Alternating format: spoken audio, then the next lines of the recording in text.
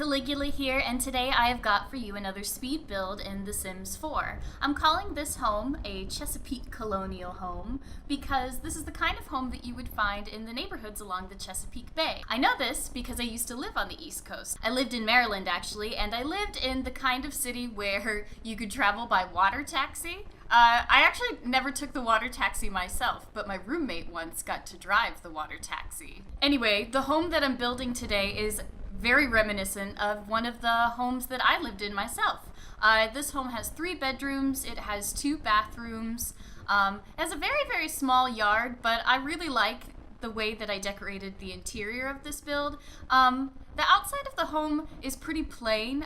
It's just white and it's got green accents, like green windows. I can't remember if I've got a green front door or not. But yeah, here I am in the build just trying to get the layout right. Because I had lived in a house that was basically this house before, I knew exactly what I wanted the layout to look like. It was just a matter of like getting the rooms to be the right size and working within the parameters that are available to us through The Sims 4. One thing that I really like about this house is that it's got 2 staircases. I don't know why, I just think that's cool to be able to go up one set of stairs and down another, and vice versa. Right now I'm putting in a hallway that could be accessed from all 3 of the upstairs rooms. All of the bedrooms in this build actually are upstairs.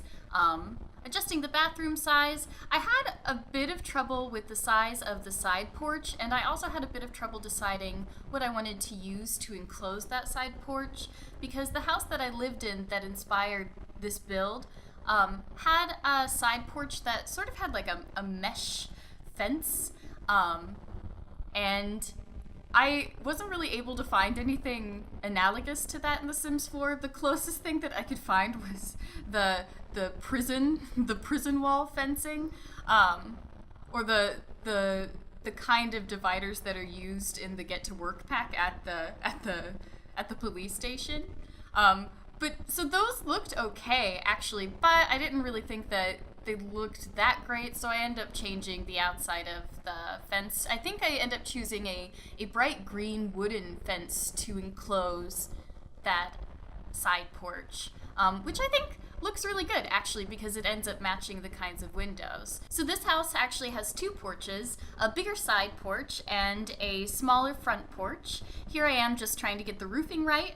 The roofing for this house is pretty simple. I use a couple different kinds of roofing, and I do fiddle around with them a lot, trying to get them right. I'm not that great at working with the Sims roofing tools, but I'm getting a lot better. I actually watched a tutorial made by Hatsy recently, and it was really helpful, and I should probably watch it again so I could mimic some of the things that she's done, and just get more practice. But I highly recommend that tutorial if you struggle with roofs in The Sims 4, because after I watched it, I immediately got better at doing the roofing. I'm still not that great, but, getting a little better. And it's hard to make roofs look interesting because, like I said in my last video in The Sims, what you need to do to make builds look good, I think, is really just do a lot of layering. So that's true with landscaping, and it's also true with roofing as well. It's also true with decorating because, a room looks great when it's got all the furniture you need in it, but it really looks, realistic once you start adding items like clutter items. But that's a whole nother layer to the room. I really like the contrast of the brick on the outside with the brick and whitewashed plaster. I just think that, they complement each other really well, and that the color of the brick also complements the green windows. I tried also not to put in all green windows. I do add in a few dark wooden windows as well, just because I didn't want to be too matchy-matchy. And I also add in these columns just to outline the fireplace. But yeah, I think that framing this exterior fireplace really helped make the outside look a bit more interesting and also a bit more complete.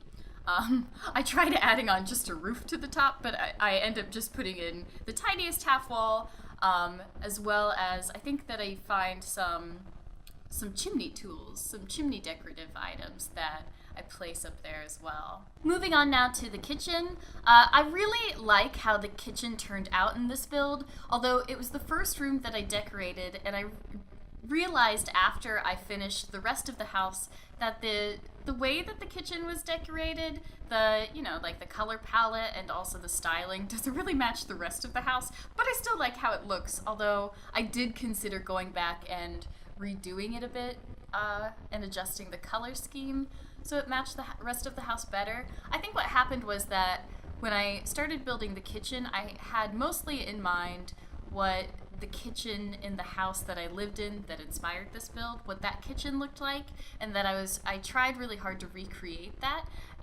but update it, because the kitchen that in the house that I lived in was a really crappy kitchen.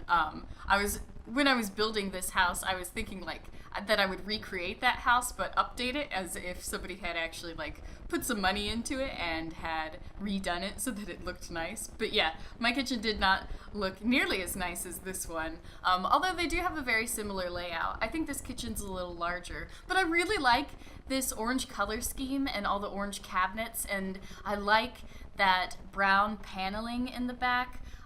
As well. I really like all of the colors in that paneling and the texture that it has, and I just think that texture brings a lot to the overall feel of the room. I also added in a pot rack and then some tables and chairs. I really like the dark wood of this table, although I did have a bit of trouble figuring out how to place the table, because I also wanted to add in an island, because I thought that the room looked a little empty without an island there, and also I don't know, I think that it just makes the room look, I don't know, more full and more complete. But I found that I was able to pretty easily fix the problem of where to place the table just by turning it so that the edge of the table is against the wall. So you can still access all 4 chairs really easily, but your Sims can also maneuver around the table pretty easily, maneuver between the table and the island pretty easily as well. Here I am moving on to the living room. So I needed to fill 2 other spaces downstairs, 2 other main spaces downstairs. In the house that I lived in, that this one is modeled after, I actually had a roommate who lived in this front room. That was her bedroom. No, she did not have a proper door that closed off her room. She just had a curtain, and we just had to try to be quiet in the mornings and not wake her up. There were some times when I definitely woke her up, though. Sorry about that, Megan. But I decided that since this was supposed to be an updated version of the house that I had lived in before, that somebody probably wouldn't live in the front room.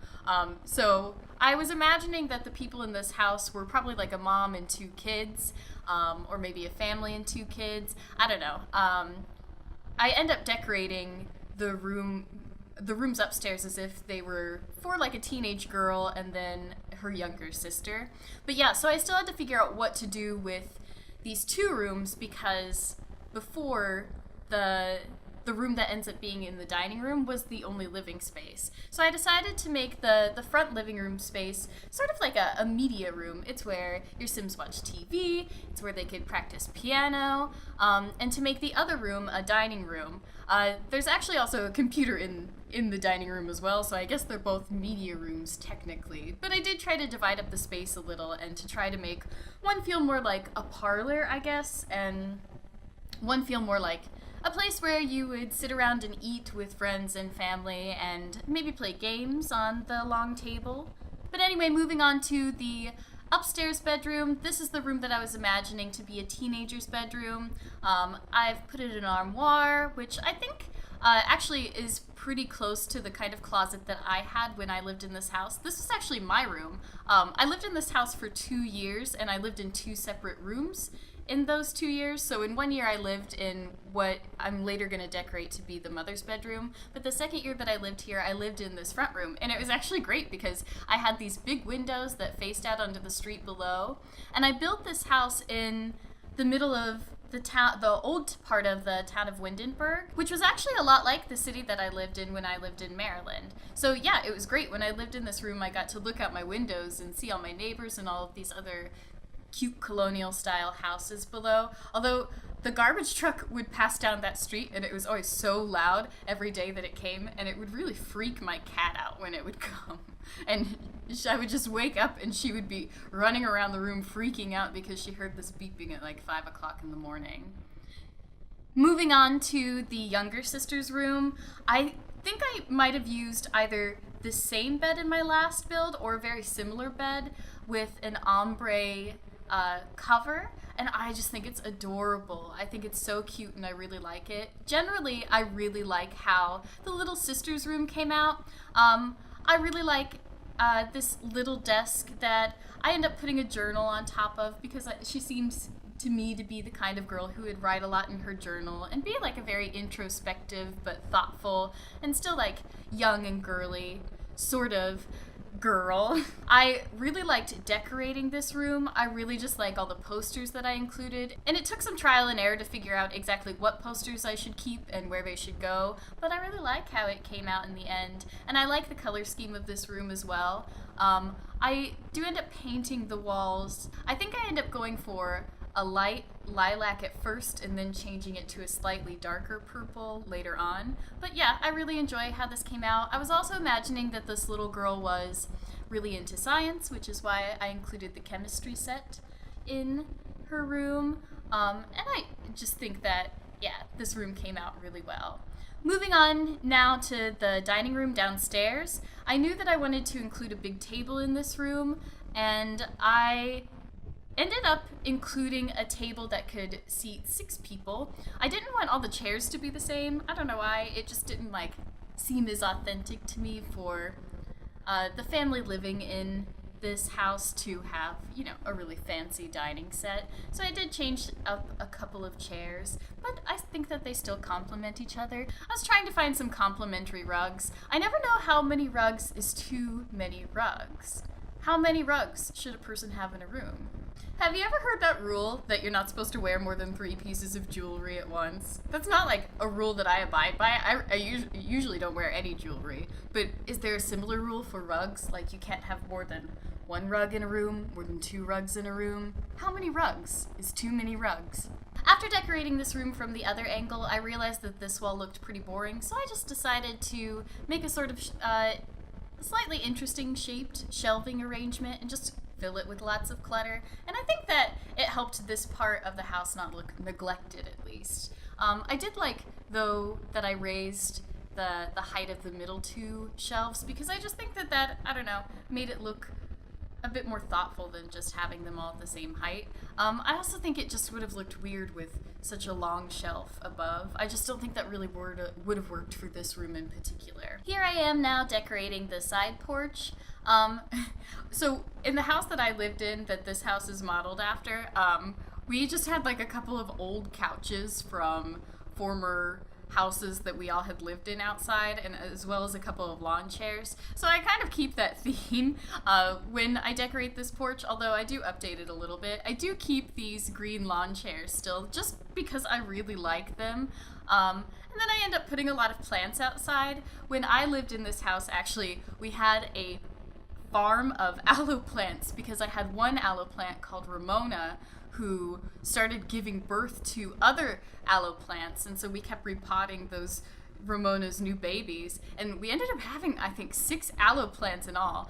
Here I am decorating the upstairs bedroom. So this bedroom, the styling of this bedroom really does not go with the rest of the house. It's really just meant to be reflective of the personality of the woman who lives here. By the time I started decorating this room, I decided that the 3 people living in this house were all going to be sisters, and that this would be the room of a much older sister. Maybe she's taking care of her 2 siblings because either their parents have died, or maybe it's because their parents work away on business and they have another house in the city. I'm not sure. But I was imagining that a young but still very sophisticated lady would be living in this room, which is why I chose like the Victorian rugs and the vanity table to include in the decoration. This is actually one of my favorite parts of the build, this upstairs hallway. I just think it's adorable, and I wanted to just fill it with a bunch of clutter and have it really be like a place where the family gets organized and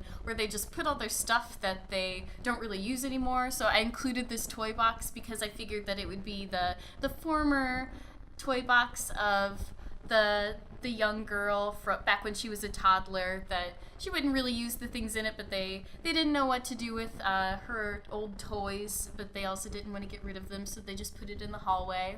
I also included some ribbons and also the baby's first shoes up there for the two younger girls. But I just think that this hallway came out really well. It's not anything special. I just think that all of the clutter in it works together really well, and it gives it a lot of personality. I also end up putting some family portraits on the wall up from the stairs, and I think that that helps bring it together. Here I am decorating the upstairs bathroom. So when I lived in the room that I had just decorated, not in the hallway, in the older sister, the older woman's room, the room right adjacent to this bathroom, I actually got to have my own private bathroom with my own private stairway to the outside, which was pretty sweet. And also, this bathroom actually had in it a clawfoot princess tub. I add in a shower here as well. I think that there was a shower attachment in the bathtub when I lived in this house, but it didn't have anything that you could use to attach it to the ceiling. You would just have to hold the shower head above you, and I did enjoy this bathtub a lot and take baths in it several times, and it was really luxurious and lovely, and I haven't had as nice of a bathtub since then. But so it was nice to recreate this bathroom because I remember really enjoying having my own private bathroom, and so I really enjoyed recreating it here in The Sims. Once again, it's time for some bathroom art. I know I've said this before, but I hate bathroom art. Why do we need to have art in bathrooms? I guess it does make it look nice, but I don't know. Do people really think about the decoration of their bathrooms that much? I mean, I can see why you would really put time and effort into thinking about tiling, but I don't know, bathroom art? For some reason, it's kind of a foreign concept to me. Here I am doing some landscaping. I didn't do too much landscaping in this build. I basically I kind of did what I always do, except I don't always use these high hedges. So what I did was I took two different kinds of hedges, one that's slightly taller, and I just layered them along the side of the house. And then I sized up some of these, I actually forget what kind of flowers they are. Are they azaleas? The purple ones. But I really like them, and they look really nice when you size them up. But I just tried to put some flower bushes on the side of the house as well. I always include some of this tall grass just because I think that it helps the landscaping look more natural. And I also include some of the wild grass as well because, again, I think that it helps make the exterior just look more lived in and like the house has been there for a while. I also add in a couple trees. I think that trees look really nice in The Sims 4, and I think they help make a yard look really cool, but I do have trouble navigating around them when I'm using the Sims camera and when I'm actually in gameplay. So I think it's because I have a habit of putting too many trees on a lawn, like I'm doing here. What are there, 6 trees in this teeny tiny city lot?